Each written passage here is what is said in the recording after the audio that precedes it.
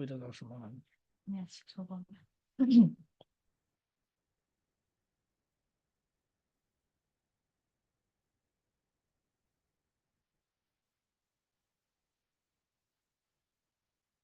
আচ্ছা, তুমি জানো।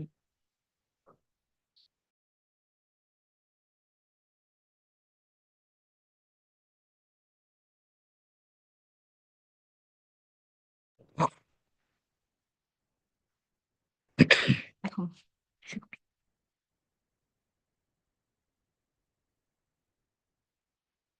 প্রিয় দর্শক, শুভেচ্ছা নিন। আপনারা যারা নিয়মিত আমাদের এই অনুষ্ঠানটি দেখছেন তারা জানেন, ছাত্র জনতার তথাকথিত বিপ্লবের নামে চেপে বসা তাবেদার ইউনূস সরকারের প্রত্যক্ষ ছত্রছায়ায় নির্যাতিত মুজিব আদর্শের অনুসারীদের নিয়ে আমরা এই আয়োজনটি করে থাকি। আমাদের নিয়মিত লাইভ অনুষ্ঠান দায় মুক্তি আজও নির্যাতিত 5 জনকে নিয়ে আমরা আপনাদের সামনে হাজির হয়েছি। আমরা আমাদের অনুষ্ঠান শুরু করেছি শুভেচ্ছা জানিয়ে, কিন্তু আপনারা জানেন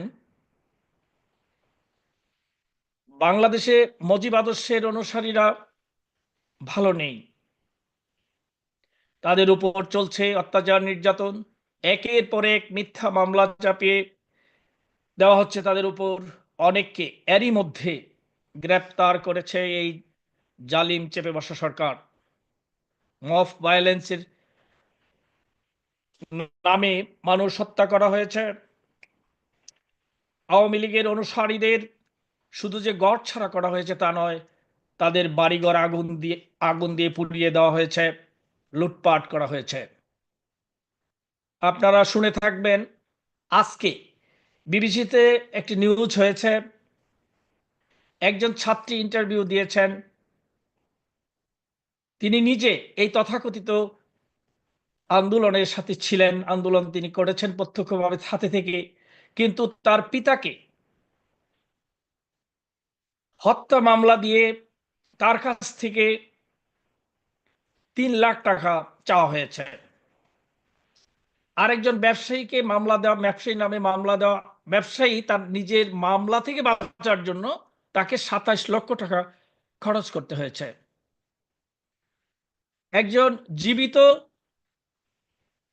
মানুষের স্ত্রীকে দিয়ে মিথ্যা মামলা করা হয়েছে, যা ইতিমধ্যে আপনারা দেখেছেন, মিডিয়াতেও এসেছে।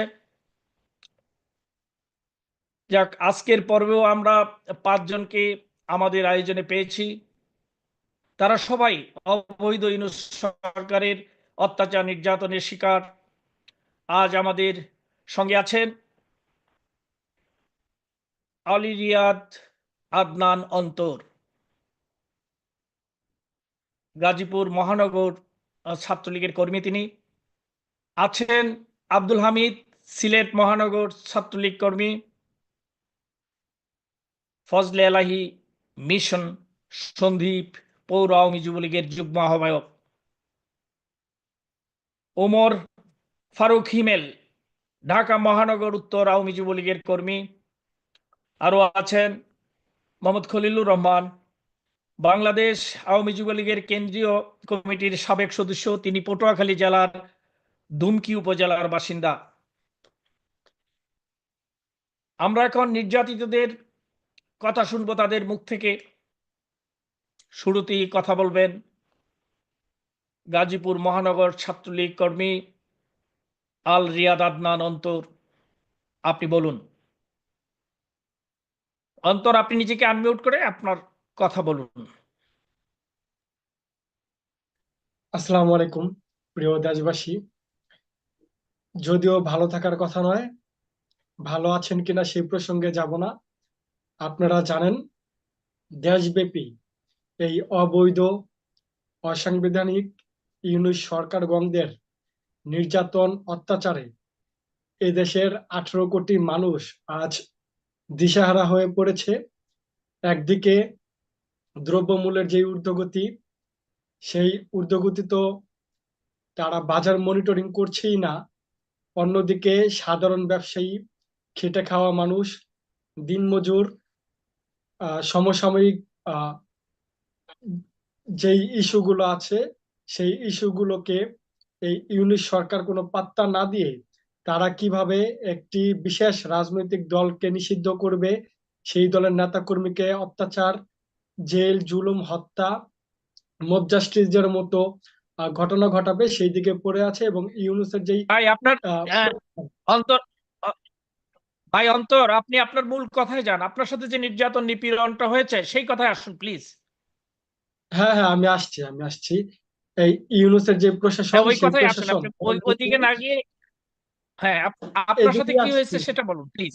হ্যাঁ হ্যাঁ, এদিকে আসছি। তো তারই ধারাবাহিকতায় আপনারা জানেন যে গাজীপুরে ব্যাপক ভাবে আওয়ামী লীগ নেতা কর্মীদেরকে অত্যাচার নির্যাতন করা হয়েছে, সেভাবে আমাকেও এই ইউনিশ সরকারের প্রশাসন এবং তার সাঙ্গপাঙ্গরা আমার রাজনৈতিক কার্যালয় ভেঙে তছনছ করে দিয়েছে। এবং আপনারা দেখেছেন গাজীপুর সিটি কর্পোরেশনের সাবেক মেয়র, আমার নেতা আলাস অ্যাডভোকেট জাহাঙ্গীর আলম ভাইয়ের বাসভবন পুড়িয়েছে।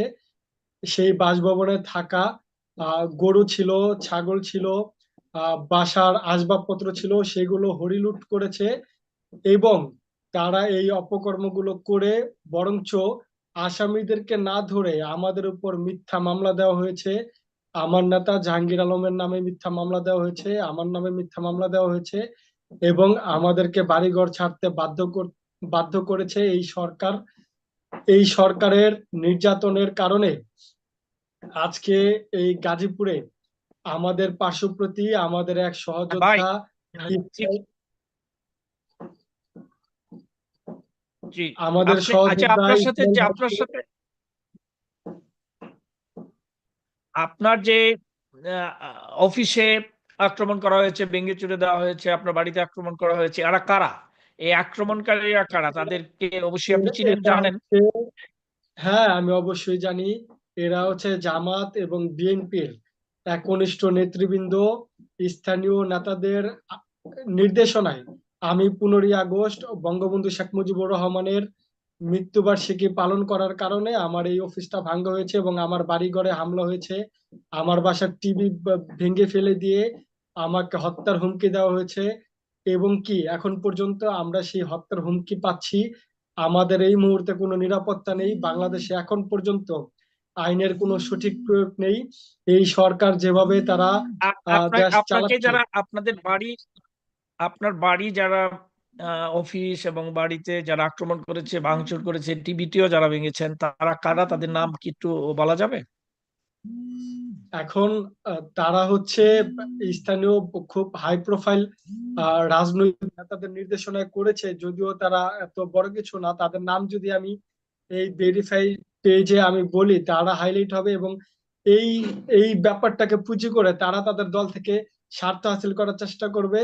সেটা হচ্ছে আচ্ছা, এই তার আমি নেপথ্যে নেপথ্যে যারা ছিল, যারা এইগুলি নেপথ্যে। হ্যাঁ, আপনার কথায় এটাই বোঝা গেল যে তাদেরকে অন্যরা, স্থানীয় হ্যাঁ নেতৃবৃন্দ, স্থানীয় যারা তাদের প্রভাবশালী নেতৃবৃন্দ, তারা করিয়েছেন তাদের দিয়ে।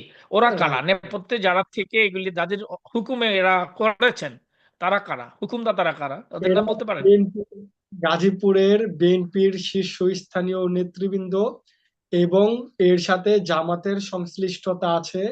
আমি প্রত্যক্ষভাবে জেনেছি বিএনপির নির্দেশনায় এই কর্মকাণ্ডগুলো হচ্ছে, এবং আমাকে ফোন করে মামলার হাত থেকে রক্ষা পাওয়ার জন্য আমার কাছ থেকে চাঁদা দাবি করা হয়েছে। আমি বলেছি তোমাদের যা কিছু করার থাকে করো, আমি কোনো অর্থনৈতিক ভাবে আমাদের কোনো অবৈধ ইনকাম নেই, আমরা টাকা দিয়ে এই মামলার হাত থেকে বাঁচতে চাই না, আমরা আইনগতভাবে মোকাবেলা আচ্ছা, করব। আপনার কাছ থেকে, আচ্ছা অন্তর ভাই বলুন তো, আপনার কাছে যে চাঁদা দাবি যিনি করেছেন তিনি কে? তার নাম বলা যাবে?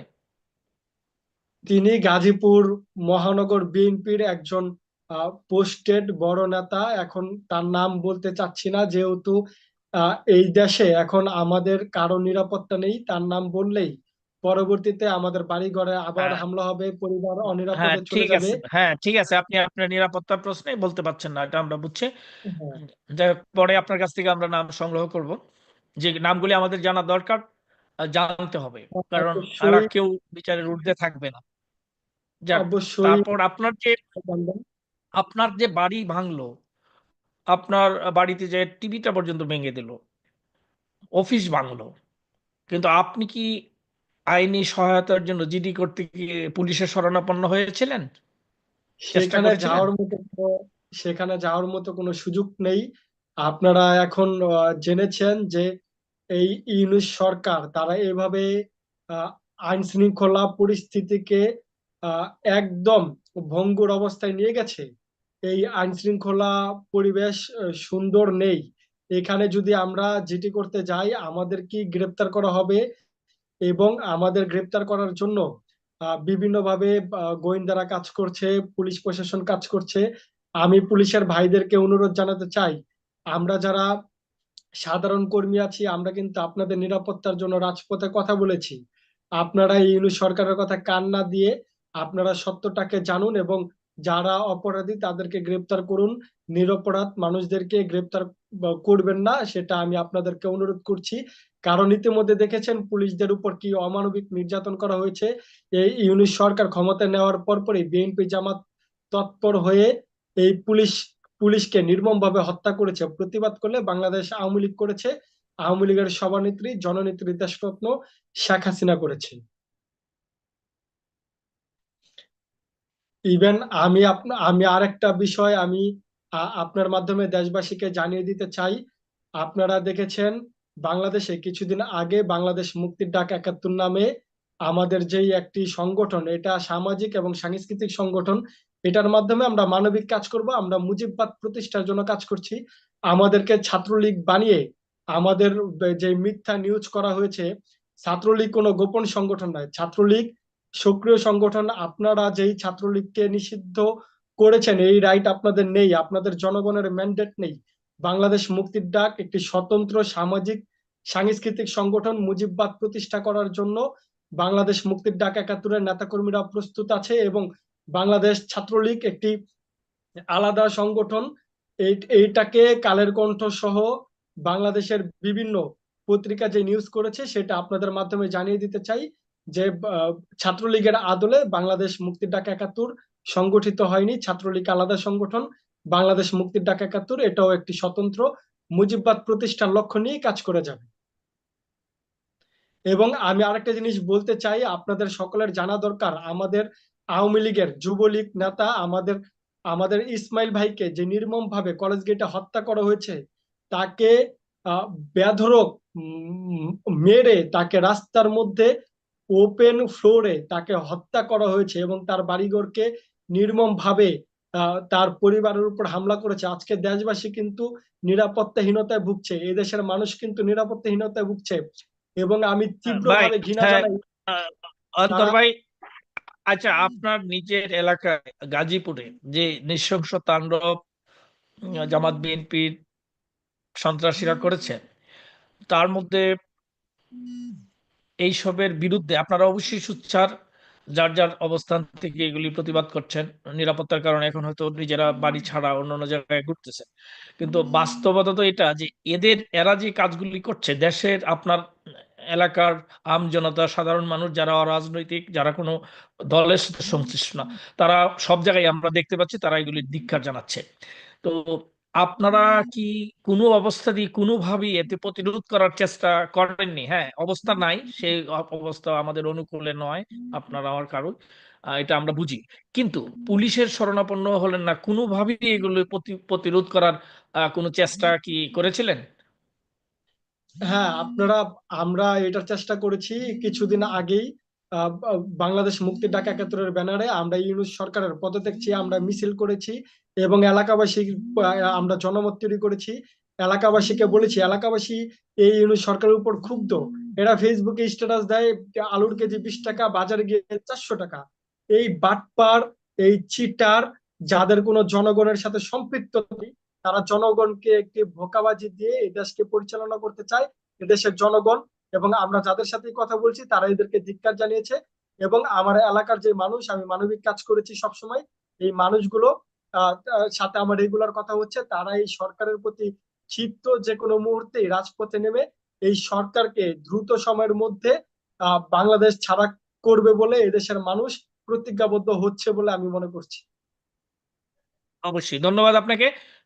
অবশ্যই সেটা আমরা দেখতে পাচ্ছি প্রতিনিয়ত, প্রতি মুহূর্তে মানুষ বলে বেড়াচ্ছে, বলে উঠছে, সমস্বরে বলতেছে যে আগেই ভালো ছিলাম, আমরা শেখ হাসিনাকে এনে দাও। অনেক আমাদের মা বোনেরা অনেকেই বলা শুরু করেছেন, রাস্তায় কান্নাকাটি করে বলতে আমরা শুনেছি, মিডিয়াতে দেখতে পাচ্ছি যে শেখ হাসিনাকে ফিরিয়ে আনো, আবার আমরা শেখ হাসিনাকে চাই, আগেই ভালো ছিলাম, ইত্যাদি ইত্যাদি। যাই হোক, আপনাকে অসংখ্য ধন্যবাদ, আপনি আমাদের সাথেই থাকুন। আপনার কাছ থেকে আমরা গাজীপুর এলাকা, আপনি সহ আপনার গাজীপুর এলাকার কিছু নির্যাতন নিপীড়নের চিত্র আপনি তুলে ধরলেন। এবার বলবেন সিলেট মহানগর ছাত্রলীগের কর্মী আব্দুল হামিদ। ভাই হামিদ, আপনি বলুন, নিজেকে আনমিউট করুন এবং বলুন।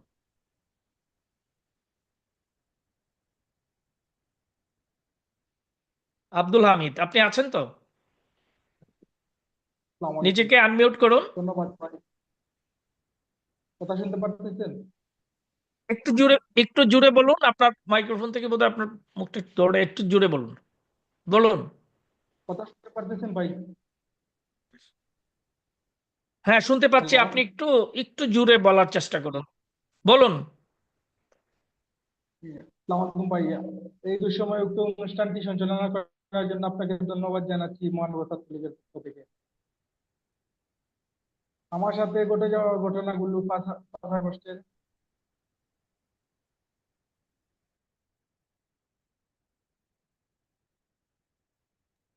কি বলুন?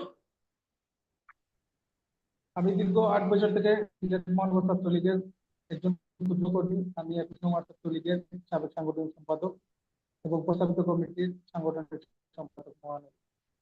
বিগত দিন থেকে আমি সম্প্রীতির রাজনীতি করে আসছি সিলেটে। 21নং ওয়ার্ডের সোনাপাড়া এলাকায় বিএনপি জামাতের অনেক প্রভাব বেশি। জনসাধারণের সাথে আমার ভালো সম্পৃক্ততা থাকা এবং সবার সাথে আমার যে বন্ধুসুলভ আচার আচরণ, এগুলো বিএনপি এবং জামাতের নেতাকর্মীরা মেনে নিতে পারে নাই। যার কারণে খুব বিগত 5ই আগস্ট আমি দেখতে পেরেছি। এবং এই যে খুব, তারা আমাকে না পেয়ে আমার বাসায় দফায় দফায় 3বার হামলা এবং আমার 2টি অটোরিক্সা এবং আমার আসবাবপত্র এবং তার এই যে ঘরের বিভিন্ন জরুরি জিনিসপত্র যেগুলো নিয়ে গেছে। দ্বিতীয়বার যে সময় হামলা হয় তখন তারা জ্বালানি প্রস্তুতি নেয় এবং পরবর্তীতে ওই এলাকার মানুষ বাধা দেওয়ার পর চলে যায়। তৃতীয়বার যে সময় হামলা হয়, ওই বাসারই মালিক, তার ওয়ার্ড বিএনপির ভাইস প্রেসিডেন্ট, সে আহ, আপনার আসে। সে এসে প্রকাশ্যেই বলে যে আমি বাসা ভাঙ্গার কথা বলেছি, আমি বাসা জ্বালানোর কথা বলি নাই, আমার বাড়ি আমি কেন জ্বালাবো। আমি আসলে বারাটিয়া ও তার বাসা সে জানতো এবং আমার বেশি সম্পৃক্ততা ছিল মানুষের সাথে, যার কারণে সে মেনে নিতে পারেনি। এবং ওইখানকার এই লোকাল গ্রুপে, এখানে আমি একমাত্র এই মনে করেন ছাত্রলীগের সাথে আমার সম্পৃক্ত ছিল। ওই এলাকায় আমি ছাত্রলীগ, আমার হাত দিয়ে একটি লোকাল উপসল গ্রুপ আর কি, উপসল গ্রুপে যে এই এলাকার যেগুলো ছেলেরা আছে সব আমার সাথে রাজনীতি করতো। এবং আমাদের গ্রুপ ছিল উপসল গ্রুপ, সেই উপসল গ্রুপের কর্মী ছিল ওনারা। শুধু আমার নয় ভাই, আমার যে দলীয় আমার সাথে রাজনীতি করে বিদায় আমার 2টা ভাই, একটার বাসায় হামলা হয় এই একই এলাকায় এবং তার আপনার একটা ছোট ভাই, যেটার বাসায় হামলা হয় তার নাম আরাহাম এবং তাহি আমার ছোট ভাই, তার মোটরসাইকেলটাও পুড়িয়ে দেয়। এছাড়াও আমার অনেক অসংখ্য নেতাকর্মীকে প্রকাশ্যে দিবালোকে আহ, তার মারধর করতেছে, ভিডিও করতেছে এবং ব্ল্যাকমেইল করতেছে বিভিন্ন ধরনের, আমার লোকেশন জানা। আমি কখনো চিন্তাই করি নাই যে এভাবে স্বাধীন দেশে মাস্ক পরে লাইভে আসবো। শুধু এখানেই ফেলে নেই, আমার বিরুদ্ধে প্রায় 11টি মামলা আছে সিলেটের 4টি থানা এবং কোর্ট মিলিয়ে, বিভিন্ন থানায় মাননীয় নিঃসন্দেহে। অথচ আমি আমার রাজনৈতিক জীবনে কোনোদিন থানার থানার সম্পৃক্ততা আমার হতে হয়। আমার চলাফেরার স্টাইলটাই অন্যরকম। কিন্তু আমি 11টা মামলায় ভুক্ত হই, কারণ আমি কার কাছে দিব। আচ্ছা, হামিদ, এরপরে আপনার হামিদ ভাই, হামিদ ভাই, আপনার বিরুদ্ধে যারা মামলা দায়ের করেছে, ওদেরকে কি আপনি চিনেন? হ্যাঁ হ্যাঁ, চিনবো না কেন। বাদীদেরকে আপনি চিনেন? না, ওদের নাম যদি বলা যায়, আপনি যদি বাদীদেরকে বলেন। আসলে বিষয় হচ্ছে আহ, নামগুলো বলতে চাচ্ছি না, কারণ আমি ট্রাই করতেছি যে চার্জশিটের আগে আমার নামগুলো কাটানো, যেহেতু মামলা রেকর্ড হয়েছে, চার্জশিট হয় নাই। আমি দলীয় আমি দলীয় আচ্ছা, এই মামলাগুলি সংগঠনের দলীয় নির্দেশনা এই অনুযায়ী কাজ করতে রাস্তায় নামবো, এর জন্য আমি মামলাগুলো চার্জশিট থেকে আমার বের হতে হবে। রাস্তায় নামতে হলে এই চার্জশিট থেকে নামা আমার জরুরি, তাই আমি এদের নাম বলতে চাচ্ছি না। আমি বুঝছি, আগে হ্যাঁ ঠিক চার্জশিট আছে, থেকে আপনি বের নাম হই। বলেন। আর এগুলি, এই মামলাগুলি যারা করিয়েছেন বা করছেন তারা কোনো কাগজগুলো রাজনৈতিক দলের সাথে সংশ্লিষ্ট না? সম্পৃক্ত সম্পৃক্ত বিএনপির সব পদধারী, বিএনপির নেতা কর্মীরা সবগুলোই পদধারী। অথচ আপনি দেখেন আন্দোলনটা ছিল কোটা বিরোধী, অথচ যারা আহত হয়েছে, আহত দেখিয়েছেন, মামলা হ্যাঁ, করতেছেন হামিদ আমাদের ভাই, নামে, সবগুলো আরেকটা বিএনপির প্রশ্ন নেতা কর্মী এখানে। এবং পুষ্টে। হামিদ ভাই, আরেকটা প্রশ্ন, সিলেট থেকে আমাদের সাথে অনেকেরই যোগাযোগ আছে, আরো অনেকের বিরুদ্ধে এরকম আহ, সিলেট সহ সারা বাংলাদেশি মামলা এরকম হচ্ছে। তো এর মধ্যে অনেক জায়গায় সিলেট থেকেও আমি কয়েকজনের কাছ থেকে জানতে পেরেছিলাম যে এই মামলাগুলি অনেক ক্ষেত্রে মামলা দিয়ে ভয় দেখাচ্ছে, এবং যে টাকা দিলে মামলা উইথড্র করা হবে, অথবা তুমি পয়সা দিলে, চাঁদা দিলে তোমার বিরুদ্ধে মামলা করা হবে না, তা না হলে আরো মামলা করা হবে। এই ধরনের হুমকি দমকির সম্মুখীন কি আপনি নিজে হয়েছেন? হ্যাঁ ভাই, আমি তো নিজে ভুক্তভোগী। ওই যে ওনারা চাষের থেকে আমার নাম কাটাবে, এমনিতে কাটাবে নাকি, অনেক ধরনের অফার না না, আসতেছে ওইটা বলতেছে, এবং মানে বিভিন্ন ওরা টাকা চাচ্ছে, আসলে এই তো চাঁদা চাচ্ছে, পয়সা চাচ্ছে। এরা কি এই আমাকে বলতে দেন। জি, আমি আপনার কথা আমি বুঝতে পারছি, আমাকে বলতে দেন। বিষয় হচ্ছে গিয়ে জি। ভাই, আমি আসলে লাইভে সবকিছু বলতে চাচ্ছি না, আমার কাছে সবগুলোর পিডিএফ ডকুমেন্ট আছে।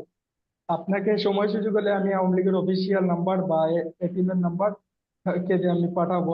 বিষয় হচ্ছে কি, এসব জিনিস তো আমি আসলে রাজনীতিতে সক্রিয় হতে চাচ্ছি, মিছিল মিছিলে অ্যাক্টিভ হতে চাচ্ছি, এর জন্য আমি আমার মামলাগুলো আগে নিষ্ক্রিয় করতে চাচ্ছি। অলরেডি আমার বাসায় 2বার রেপ গেছে। নতুন যে বাসা নিচ্ছি, সেই বাসায় 2বার রেপ গেছে, একবার পিবিআই গেছে, আমার পরিবারই আতঙ্ক। এখন এই যে ভুয়া ভিত্তিহীন মামলা, আমার জীবনে আমার নামে মামলা নেই একটা, অথচ এই ভিত্তিহীন মামলার ভোগান্তি আমাকে ভুয়াতে হচ্ছে, এবং আমি চট্টগ্রামে অবস্থান করছি, আমি সিলেট থাকি। আপনি না এটাও না, কি আপনি মানেন না? কোথায় অবস্থান এরপরে করছেন আমি এটা আমাদের, ঘরবন্দি। আমরা আপনার কাছে জানতেও চাই না। হ্যাঁ, আপনার অপরাধ, আপনি বঙ্গবন্ধুর আদর্শকে লালন পালন করেন, আপনার স্বাধীনতা সার্বভৌমত্বকে মানে মুক্তিযুদ্ধের চেতনার আলোকে এগিয়ে যেতে দেখতে চান, এটাই আপনার অপরাধ। সেই জন্যই আপনার মতো এরকম শত শত হাজারো বঙ্গবন্ধুর আদর্শ সৈনিকদের বিরুদ্ধে এইভাবে মিথ্যা মামলা দেওয়া হচ্ছে, হুমকি দুমকি দেওয়া হচ্ছে, তাদের সম্পদ নষ্ট করা হচ্ছে। এটা নতুন কিছু নয়, যেটা এখন অব্যাহত আছে। তবে হ্যাঁ, এরপরে এই যে আপনার 5 আগস্ট পর আমার 1 সপ্তাহ, 5 আগস্টের 1 সপ্তাহ পর আমার একটা দোকান ছিল ওই যে আমার বাসার এলাকায় পল্লীতে, সেই দোকানটাও দখল করে ফেলেছে। আমি একাধিক মানুষ পাঠাইছি, কিন্তু ওই দোকানটা তারা দখল মুক্ত করছে না, এবং কাদের দখলে আছে? ওরা ডিট করে ভাই হামিদ ফেলতেছে ভাই, জানতে ফেলেছে পারি কি এটা কাদের দখলে আছে?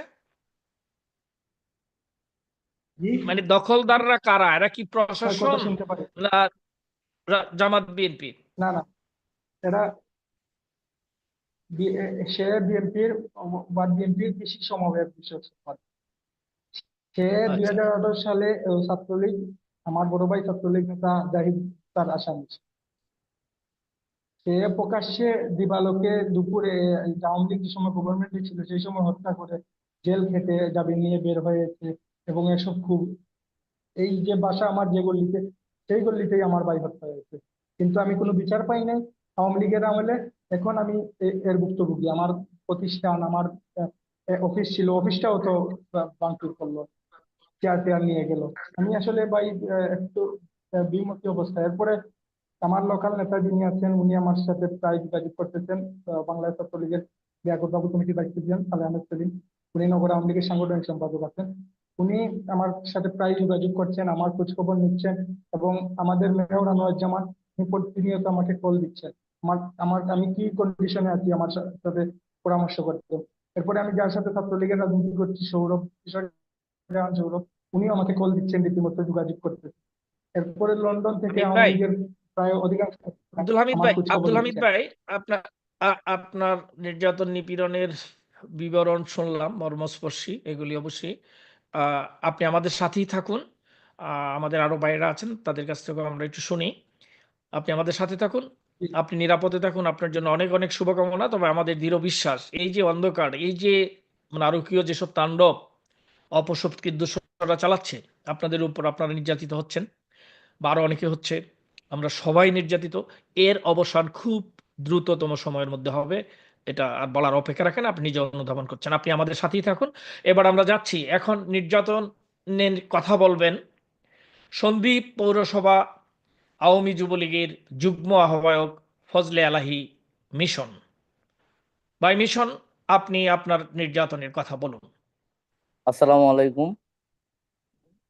আসলে 5 আগস্টের আগেই যখন মাননীয় প্রধানমন্ত্রী পুরো দেশে শোক দিবস উপলক্ষে একদিনের শোক দিবস ঘোষণা করছেন, ঠিক ওই দিনই আমি আমার এলাকায় মসজিদে আসরের নামাজের পরে নিহতদের উদ্দেশ্যে দোয়া ও মোনাজাত করালাম। তাও আমাদের এই প্রতিষ্ঠান বঙ্গবন্ধু মার্কেট সমাজ কল্যাণ সংগঠনের পক্ষ থেকে। ঠিক 5 আগস্টের পরেই আমাদের সংগঠনের আমাদের এটি অরাজনৈতিক সংগঠন। জাস্ট আমাদের এলাকার নাম হচ্ছে বঙ্গবন্ধু মার্কেট। এটা কে বা কারা কখন দিয়েছে তা আমার জানা নাই। তো আমি আমার এলাকার সবাই মিলে আমার এলাকার মুরব্বীদের নিয়ে একটি সংগঠন খুলি। যার সংগঠনের নাম দেওয়া হয়েছিল বঙ্গবন্ধু মার্কেট ও সমাজ কল্যাণ সংগঠন। তো বঙ্গবন্ধু তো আসলে কারো একা না, বঙ্গবন্ধু হচ্ছে জাতির। তো ঠিক আমি আমার সংগঠনের লঘুতে আমি বঙ্গবন্ধুর নামটি বঙ্গবন্ধুর প্রতিকৃতি দিয়েছিলাম। তো যাই হোক, এটা কে বা কারা রাতের অন্ধকারে আমাদের এলাকারই এ, রাতের অন্ধকারে আমাদের ক্লাবের ব্যানার, তারপর আমাদের ক্লাবের যে সামনে একটি লোগো দিয়ে আমি মানে স্টিলের ফাত দিয়ে একটি লোগো করেছিলাম, তাও কি ভেঙে নিয়েছে। আর সেটা আমি আমার ক্লাবের আইডি থেকে সরাসরি এটা আমি প্রচারও করছি। করার পরে আমার আবু মারা গেছে গত আরো 1 বছর আগে রমজানে, 7 রমজানে শুক্রবারে। তো আমার পরিবারের সবাই বাংলাদেশের বাইরে থাকে। আমি দীর্ঘদিন আসলে আমি পরিবার থেকে একাকিত্ব বাংলাদেশে থাকি। আর আমার এলাকার বিএনপি শিবির কারোর সাথে আমি আওয়ামী লীগ, আমি যুবলীগ করি বা আমি কখনো ক্ষমতার অপব্যবহার করি নাই। তা আশা করি আমার ব্যক্তিগত সোশ্যাল মিডিয়াতেও আছে। আমি সবসময় আমার দলের অনিয়ম দেখলে আমি তার বিরুদ্ধে প্রতিবাদ করার চেষ্টা করেছি। যারা দলের নাম ভাঙিয়ে অন্যায় অনিয়ম করেছে, আমি তাদের বিরুদ্ধে প্রতিবাদ করার চেষ্টা করেছি।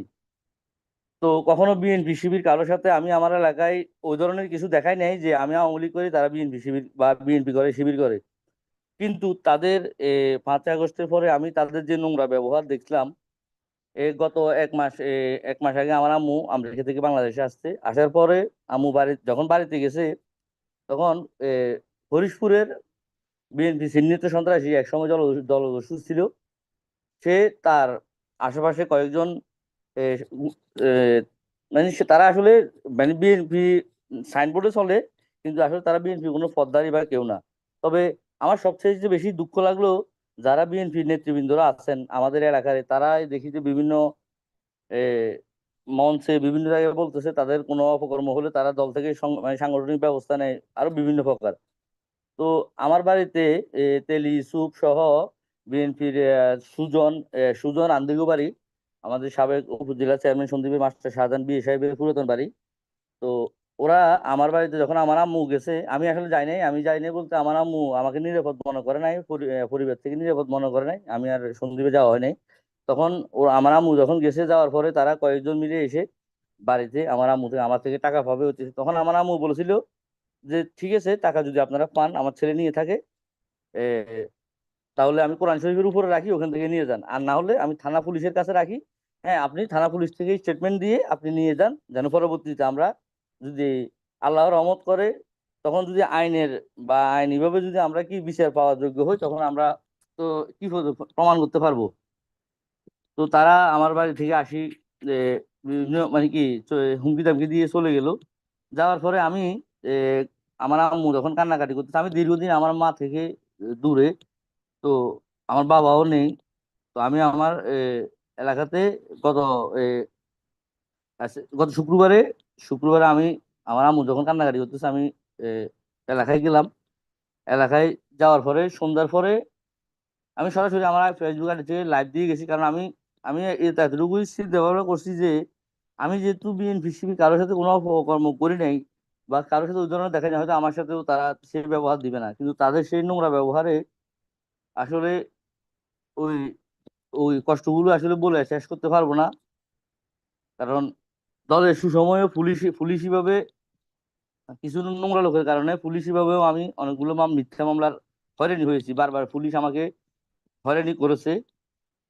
তো সেটার বিচার হয়তো আল্লাহর কাছে পাবো, আর যদি আল্লাহ কখনো আমাদের সুযোগ দেন। হ্যালো। আপনার আম্মা এখন কোথায়? আমার আম্মা এখন বাংলাদেশে উনি আছে। জি। বাড়িতেই আমার আছেন? আম্মাকে, জি না, বাড়ি থেকে আমি বলতেছি, বাড়ি থেকে আমার আম্মু গত পরশুদিন নিয়ে আসছি। আমি শুক্রবারে সন্দ্বীপ গেছি, যাওয়ার পরে আমাকে বিএনপির সুজন, মানে সে আমাদের মুস্তফা কামাল ভাষা বাবুল, উনি আমেরিকা প্রবাসী, আমাদের মানে প্রতিবেশী হন। সে আমাকে, আমি এলাকার মুরব্বীদের সাথে দোকানে বসি, এলাকার মুরব্বী সবাই মিলে আমি চা খাইতেছি, নাস্তা পানি করতেছি, সে আমাকে প্রথম আমার সামনে দিয়ে এভাবে অনেক মুড, মানে খুব খারাপ মুভমেন্ট নিয়ে হাঁটতেছে, চলতেছে। পরবর্তীতে সে আমাকে ফোন করে বলতেছে, তুমি এখন উঠে যাও, ওরা আসতেছে। আমার কথা হচ্ছে ওরা কারা, তো বলতেছে, মানে আমার কাছে সব ভয়েস রেকর্ড আছে।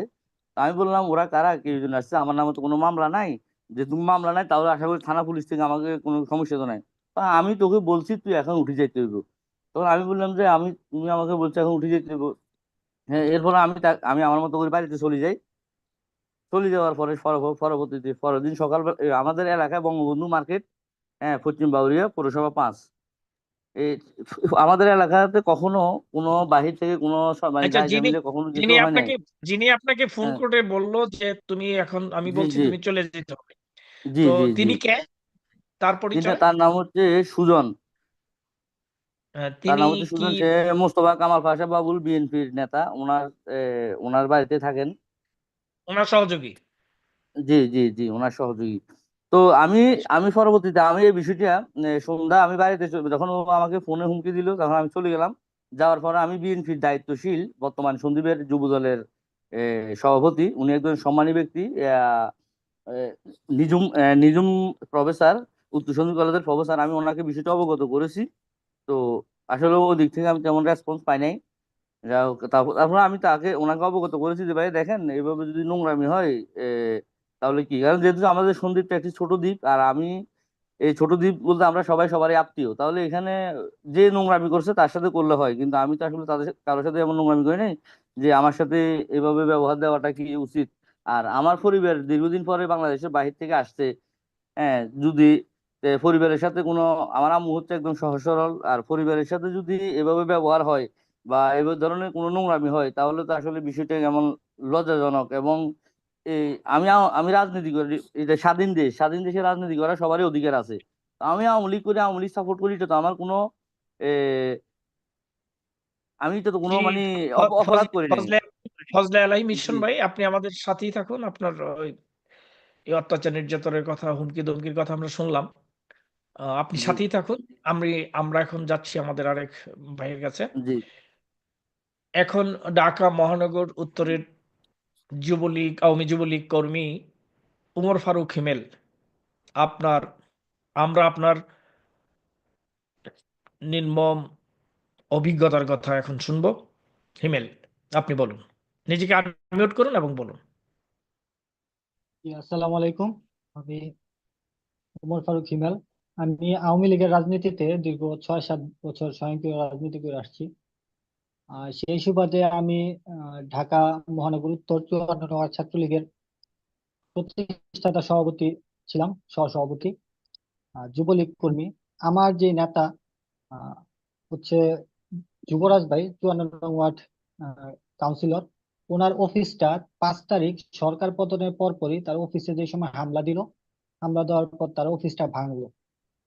ভাঙার পরে যখন এই খবরটা পাইলাম, তো পাওয়ার পরে আমি আমার যে অফিসে আমি ব্যবসা করতাম, আমার ব্যবসা প্রতিষ্ঠানের অফিস ছিল, প্রয়োজনীয় কিছু কাগজপাতি ছিল, এগুলো নেওয়ার উদ্দেশ্যে সন্ধ্যার দিকে আমি আমার মার্কেটে ঢুকি আর কি, আমার অফিসে ঢুকার পর আমি কাগজপাতি সব গুছাইতেছিলাম। এই টাইমে আমাদের ঢাকা মহানগর উত্তর তুরাগ থানা বিএনপির সাংগঠনিক সম্পাদক আবুল মাতবর, সাথে জামাত নেতা যে আব্দুল রব, টাক্কা রব কইলে আর কি চিনে ওকে। ও আগে পুলিশ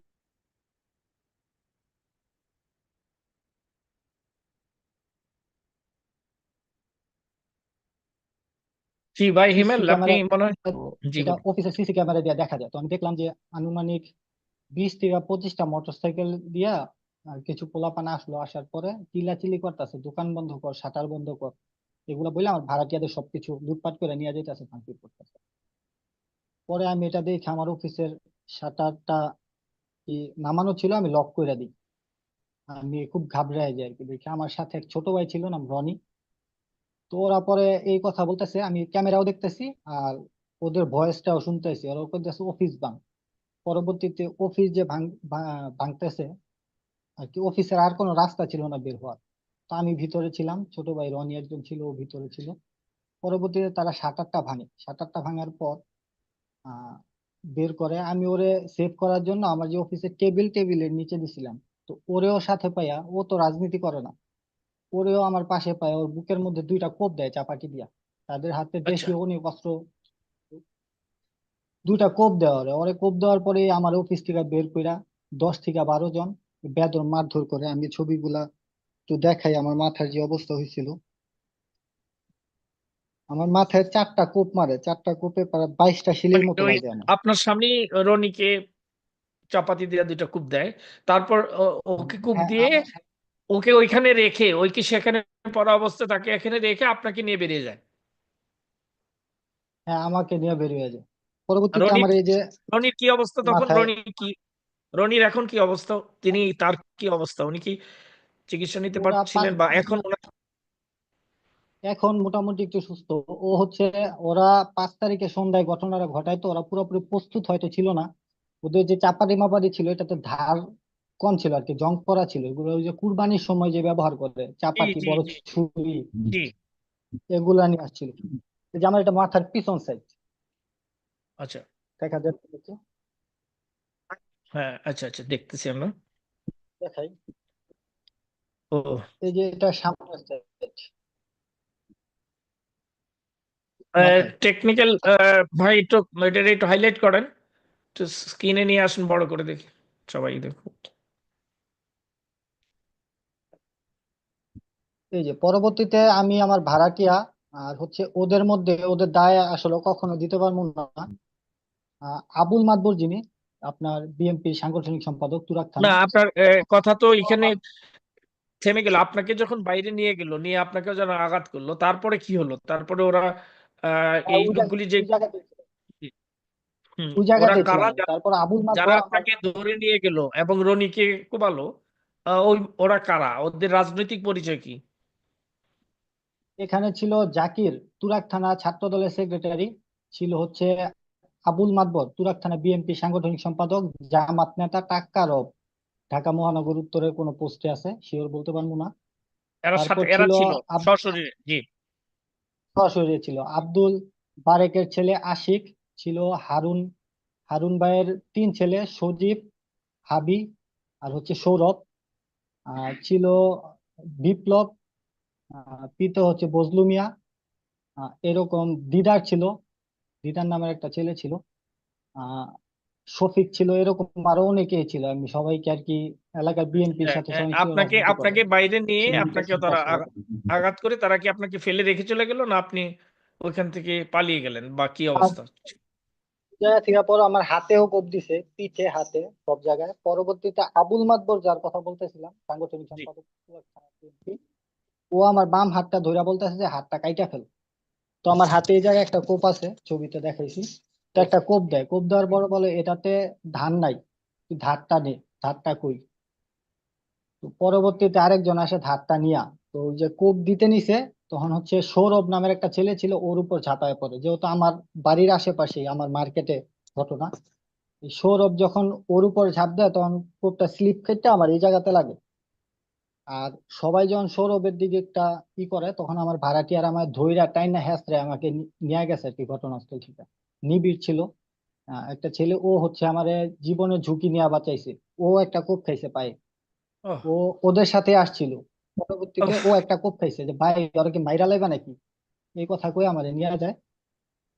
তো এদিক দিয়ে আমাকে নিয়ে যায়, এদিক দিয়া আমাদের মার্কেটটা অবস্থিত ছিল আপনার স্থানীয় মাপে হচ্ছে 67 কাঠা, 1 একর 14.17 শতাংশ, সাত 1 একর 14.74 শতাংশ সম্ভবত স্থানীয় মাপে যা 67 কাঠা। তো ওই মার্কেটে আমাদের যে দুইটা বাড়ি ছিল, বাবা এই জায়গায় হাঁস মুরগি পালতো, তারপর গাড়িটা রাখতো গ্যারেজ কইরা। পরবর্তীতে এই হাঁস মুরগি যে রাখতো, এই হাঁসগুলা পর্যন্ত লুট করে নিয়ে গেছে, বাড়িতে যা ছিল সব লুটপাট করে নিয়ে যায়, আমাদের গাড়িটা সহ আমার বাড়িটা পোড়ায় দেয়, একদম পুইরা একদম ছারখার করে ফেলে। আচ্ছা, এখানে আহ, তো আসলে হিমেল ভাই, আমি এই যে যেমন আমার বাবার বাড়িতে একটা যারা আগুন সন্তান। দিয়েছে, বাড়িতে আগুন যারা দিয়েছে, লুটপাট যারা করেছে, ওরা কি, ওদের কি পরিচয়? ওরা কি ওরাই যারা আপনার প্রতি আক্রমণ করেছিল, তারা না নতুন কোনো একই গ্রুপ? time- হ্যাঁ, একই টাইমে আমি যখন পালাই গেলাম ওই জায়গা থেকে, এই তখনই আর কি একই টাইমে ওরাই, ওরা যারা উপস্থিত ছিল তারাই। এই ওরাই? 5 তারিখের ঘটনা এটা। জি, ওরাই। ওরাই ওরাই। মানে আপনাকে না পেয়ে, আপনাকে আপনার দোকানদাররা, আপনার অন্যরা যখন সরিয়ে নিয়ে গেল, তারপর আপনাকে না পেয়ে তারা আপনার বাড়িতে যে আগুন দিল, লুটপাট করলো, এই তো? বাড়িতে আগুন দেওয়ার জি, পরে আমরা যে বাসাতে বলুন। থাকি, ওরা আবার বাইক টাইক নিয়ে ওই বাসাতে গেছে আমাদের খুঁজতে। তো আমি রাস্তায় যখন নিয়ে যায় তখন আমার এক ফ্রেন্ডের বাসায় ঢুকায় রক্তাক্ত, তখন বাবাকে, আমার ওয়াইফকে, আমার ছেলে আর হচ্ছে আমার মা, তাদের ডাইকা নিয়ে আসে। তো আমরা সবাই যখন এই বাসায় আমাকে নিয়ে, আমি যে হসপিটালে যাব ওই রকম সিচুয়েশন ছিল না, ওরা রাস্তাঘাট দিয়ে পাহারা দিতেছে, আমার বাসায় আসছে, বাসায় আইসা কইতাছে সব কই, আমার বাবারে খুঁজতেছে যে আলাল কই। যে আমার বাবা বয়স হচ্ছে প্রায় 70 বছর, তার মেরুদণ্ড অপারেশন করা। তো পরবর্তীতে আরো ঘটনা আছে, বলতেছি আমি কি কি ওরা করছে। পরে ওই বাসা পর্যন্ত আসে, আসার ঠিক পরের দিন আমাকে হসপিটালে নিয়ে যাওয়া হয় প্রায় 2 ঘন্টা পরে। ততক্ষণ আমার রক্ত পড়তেছিল আর কি, ঘটনা এতটা আর কি ভয়াবহ অবস্থা ছিল রাস্তাঘাটে, আমি যে আসলে মেডিকেল নিয়ে যাবে এরকম কোনো সিচুয়েশন ছিল না। প্রায় 2 ঘন্টা পরে মেডিকেল যাই, ঢাকা ছাড়ি। ঢাকা ছাড়ার পরের দিন এই যে আহ, মনসুর হিল্লাল, আবুল মাতবর, একজন জামাত নেতা মনসুর হিল্লাল আর আবুল মাতবর, ওরা বুলডুজার দিয়া নিয়ে আইসা আমার যে মার্কেটে প্রায় 20টা দোকান ছিল, এই মার্কেটটা একদম ভাঙা ফেলে। আর আপনার হচ্ছে আমাদের যে বাড়িটা ছিল বাড়িটাও ভাঙা ফেলে। ভাঙা ফেলার পর ওরা একটা সাইনবোর্ড বসায় যে ক্রয় সূত্রে এই জমির মালিক মনসুর হিল্লাল ও আবুল মাতবর গং। কিন্তু ওরা কিভাবে ক্রয় সূত্রে মালিক বা কোথা থেকে পাইলো, এই প্রশ্ন একটা থাইকা যায়। আমার দাদি বাড়ি ছিল এটা, আমরা সেই স্বাধীনের আগে থেকেই আমার দাদির কাছ থেকে আমার বাবার পাওয়া, আমরা ভোগ দখল করতেছিলাম। তো এই জমিটা নাকি ওরা আমাদের মাইরা টাইরা উচ্ছেদ কইরা এই জমিতে সাইনবোর্ড বসায় দেয়, ওরা নাকি ক্রয় সূত্রে মালিক। এখন ওরা এখন এই জায়গাটা কি এখনো তাদের দখলে? তার মানে ওই সাইনবোর্ড টানানো আছে তাদের দখলে এখনো? হ্যাঁ হ্যাঁ ওই অবস্থাতেই আছে, আচ্ছা, আচ্ছা। ভাঙচুর করে। শুধু শুধু ওই অবস্থাতে নাই, যে বাউন্ডারি ছিল আমাদের, বাউন্ডারি করা ওয়াল, এই ওয়ালের ইট গুলা ওরা ভাঙিয়া ফেলতেছে। আমি 3-4 দিন আগে আপনাদের জানানো হয়েছে যে ইট গুলা পর্যন্ত তারা খুইলা নিয়ে বিক্রি করে ফেলতেছে, পরিষ্কার কইরা ট্রাক ভর্তি করে নিয়ে যাইতেছে। প্রায় 4 থেকে 5 গাড়ি ইটা হবে যে বাউন্ডারি করা ছিল, এই বাউন্ডারির ইট, মার্কেটের ইট, যে পুরাতন ইট হিসাবে ওরা নিয়ে যাইতেছে এগুলো। জি। আর টিন মিন যা ছিল আমাদের পুরা গাড়ি, আমাদের পরিবারের কেউ দ্বিতীয়বার ওই জায়গায় যাইতে পারে না আমার হামলার পরে। আপনার আচ্ছা। হচ্ছে এরকম একটা অবস্থা আর কি। তারপর শুরু হলো ওদের মামলা দেওয়া। আমার যে বৃদ্ধ বাবা, তারে আপনার মামলা এই পর্যন্ত আমি কাগজ পাইছি 3টা, যে আমার বাবা আওয়ামী লীগ কর্মী, সে হচ্ছে ছাত্র হত্যা করছে, প্রত্যেকটা মামলা হত্যা মামলা। এই অবস্থায় আর কি দেশে থাকার পরিস্থিতি ছিল না, খুব আহ ভয়াবহ মানে অবস্থা আর আপনার কি। আপনার কোনো- বৃদ্ধ বাবাকে ছাত্র হত্যার একাধিক মামলা, মিথ্যা মামলা দিয়েছে আপনার বাবার নামে? আমাকে 8-10টা, মামলা দিচ্ছে। আচ্ছা, আপনার প্রত্যেকটা বিরুদ্ধে মামলা, প্রত্যেকটা আর মামলার প্রথম এই আসামি মামলা দায়েরকারী ওই যাদের নাম বললেন, ওই ওই ওনারাই না অন্য কেউ? সিস্টেমে তো ওরাই, সিস্টেমে ওরাই? তো ওরাই, ওদের কাছ থেকে লিস্ট যায়। আমরা মামলা হওয়ার আগে বলতেছি এলাকার মানুষজন, তারপর যারা আমাদের শুভাকাঙ্ক্ষী ছিল তাদের কাছ থেকে আমরা শুনছি যে লিস্ট করা হইতেছে, তখন আমার আচ্ছা একটা মামলা হিমেল হবে, থানায় জমা বাই দিতে বাই হবে। হিমেল, আরেকটা আপনার কাছে একটা প্রশ্ন। এই যে আপনাদের মার্কেট গুড়িয়ে দিল, বোলডোজার দিয়ে বাড়ি গুড়িয়ে দিল, লুটপাট করলো আপনার উপর, এরকম ধারালো অস্ত্র দিয়ে আপনাকে আঘাত করলো, অন্য মানুষজন আপনাকে যদি না রক্ষা করতো তাহলে হয়তো আপনি আজকে আপনার সাথে আমরা কথা বলতে পারতাম না। আপনার আরেকটি বন্ধু রনি, যাকে কোপালো, এই যে এত কিছু ঘটে গেল, আপনারা কি কোনো আইনি সহায়তা পাওয়ার চেষ্টা করছিলেন? সেই অবস্থা ছিল, মানে জিডি টিডি আমরা করার আসলে জন্য আইনি সহযোগিতা পুলিশের শরণাপন্ন? আমরা আইনি সহযোগিতা পাওয়ার জন্য এমন কোনো মহল নাই যে যাই নাই। আমরা থানায় থানায় লিখিত থানায় অভিযোগ গিয়ে দিয়েছি, থানায় পুলিশ সেনা ক্যাম্পে স্টেশনে লিখিত গিয়েছিলেন? পুলিশ স্টেশনে গিয়েছিলেন? হ্যাঁ পুলিশ হ্যাঁ, কি বললো? তুরাগ তুরাগ থানার থানাতে পুলিশ যাওয়া হয়েছে। অফিসাররা কি বললো? পুলিশ তো ওরা কি লিখিত জিডি অভিযোগ নিয়েছে? নিল, নেওয়ার পরে তাদের কোনো পদক্ষেপ নেই। মানে ওরা হ্যাঁ নিয়েছে, অভিযোগ গ্রহণ করছে না? ওরা একটা লিখিত অভিযোগ দিয়েছে, লিখিত অভিযোগ, বুঝছি। হ্যাঁ আচ্ছা অভিযোগ আচ্ছা। গ্রহণ করছে কিন্তু কোনো ই না নাই। তারপরে হচ্ছে আপনার সেনা যে ক্যাম্প আমাদের দিয়াবাড়িতে করা হয়েছে মেট্রো রেলের পাশে, তো জি জি। ওইখানে যাও লিখিত অভিযোগ দেওয়া হয়েছে। তারপরেও কোনো সাহায্য পাইনি, আমরা কোর্ট পর্যন্ত গেছি, আমরা কোর্টের উকিল ধারা পর্যন্ত গেছি, যা আহ কোনো সহযোগিতা পাইনি। আচ্ছা, যাই হোক, আপনার এই যে নির্মম বর্বরতার চিত্র আপনার কাছ থেকে আমরা শুনলাম, আপনি নিজে আক্রান্ত হলেন, এত কিছু ঘটে গেল। যাই হোক, আপনার জন্য অনেক অনেক শুভকামনা রইল।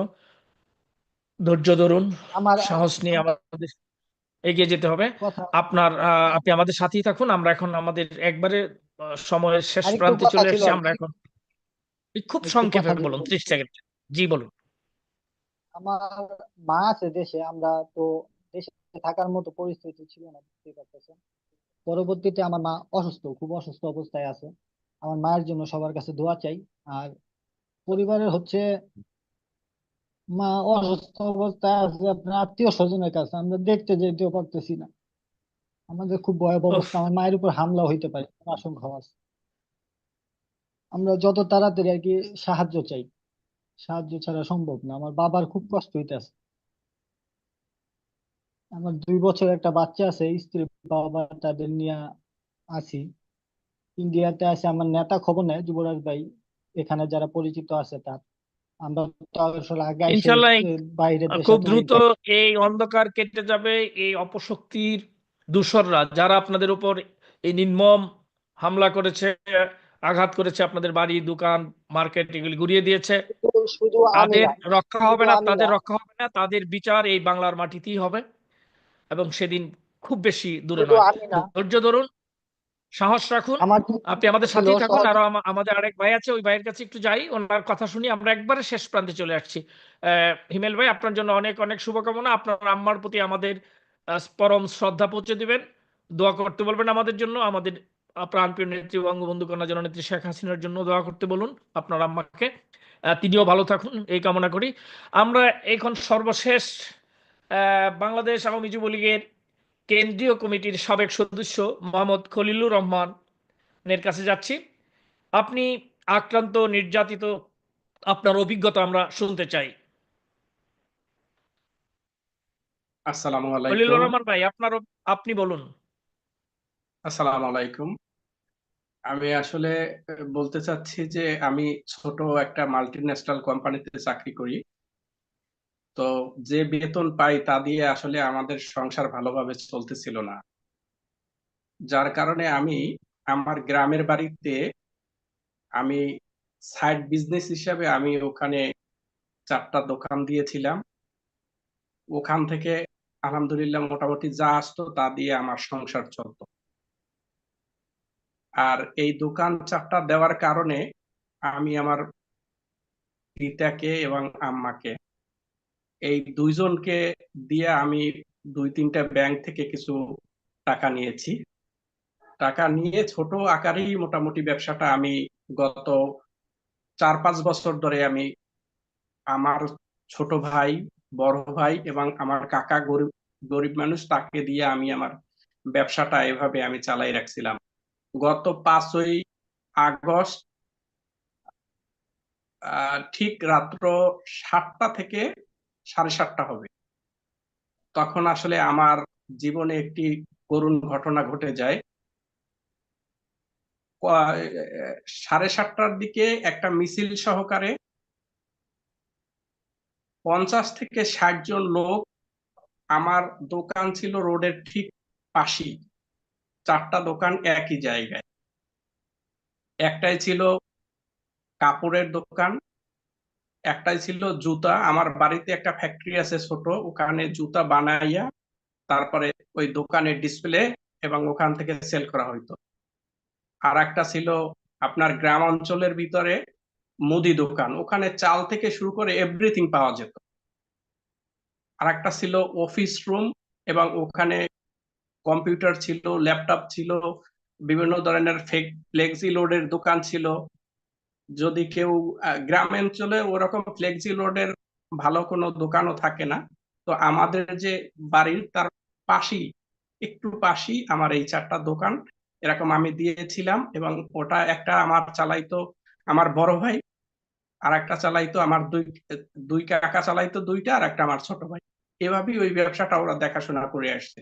এবং এই ব্যবসাগুলো স্টার্টিং এর টাকাটা আমার মা এবং বাবা এই দুইজনই ব্যাংক থেকে একটা 2-3টা ব্যাংক থেকে কিস্তির মাধ্যমে আমরা লোন করে এই ব্যবসাগুলো চালাই আসছিলাম। 5ই আগস্ট সন্ধ্যা 7:30টার দিকে বিএনপি এবং জামাতের 50 থেকে 60 জন লোক আপনার মিছিল সহকারে আমার ওই দোকানের সামনে আইসা সম্পূর্ণ 4টা দোকানই এক এক করে লুট করে। লুট করার পরে এবং বলে যে এরা আওয়ামী লীগ পরিবারের লোক, যা আছে সব পোড়াই দে। এরপরে অতি দুঃখের সাথে বলতে হয় যে আমার দোকানে প্রায় নগদ ক্যাশই ছিল 3-4 লাখ টাকা, আর ওই ল্যাপটপ ছিল, নগদ টাকা আর ল্যাপটপ এগুলো নিয়ে যায়। বাদ বাকি যে জিনিসপত্র ছিল 4টা দোকানই পোড়ানোর জন্য ওরা একাত্রে আগুন ঢেলে দেয়, মানে পেট্রোল দিয়ে আগুন দিয়ে দেয়। আমি আসলে গ্রামে সব মানুষের সাথে আমাদের সুসম্পর্ক আছে, আপনারা যদি খোঁজ নিতে পারেন বা খোঁজ নিতে চান, আমি দেশবাসীকে বলবো যে আমাদের নামে কোনো ধরনের একটা অন্যায় করেছি এরকম কেউ বলতে পারবে না যে আমি আমার পরিবার কোনো মানুষের কোনো ক্ষতি করছি। আমরা হক হালাল ভাবে আমরা জীবন ধারণ করার চেষ্টা করি। কারো সাথে আমার পিতা মাতা ভাই বোন কেউ খলিল ভাই, কোনোদিন। জি ভাই। খলিল ভাই, আপনার যে 4টি দোকানের মধ্যে আগুন দিল, এর মধ্যে বোধহয় আপনার 4টি দোকান তো লুট হয়েছে, আর 2টা দোকান বোধহয় আগুন দিয়ে পুড়িয়ে দিয়েছিল, যেটা আপনার কাছ থেকে 4টা শুনেছিলাম দোকান সম্পূর্ণ লুট করছে, 4টে দোকান পোড়ানোর জন্যই এরা আগুন লাগাইছে। হ্যাঁ, 4টা 2টা দোকান পুড়ে গেছে। পোড়ানোর জন্য এরা আগুন লাগিয়েছে। তার ভিডিও আচ্ছা, এই আমি যে আপনাদেরকে এরা যারা যারা বললেন, যারা এই যে 50-60 জন বিএনপি জামাতের সন্ত্রাসীরা মিছিল করে গিয়ে আপনার বাড়িতে, আপনার দোকানে লুট করলো, টাকা, ল্যাপটপ এগুলি নিয়ে গেল, তো এরা কারা? এদের যে নেতৃত্ব কারা দিয়েছেন, এদের নাম যদি আপনার কোনো সমস্যা না থাকে আমরা কি নাম জানতে পারি? কারণ ওদেরকে তো অবশ্যই বিচারের মুখোমুখি হতে হবে, করতে হবে, এবং সেই জন্য নামগুলি যদিও আপনি যদি পারেন, যদি কোনো আমি সমস্যা আসলে আপনার না থাকে আপনি বলতে পারেন।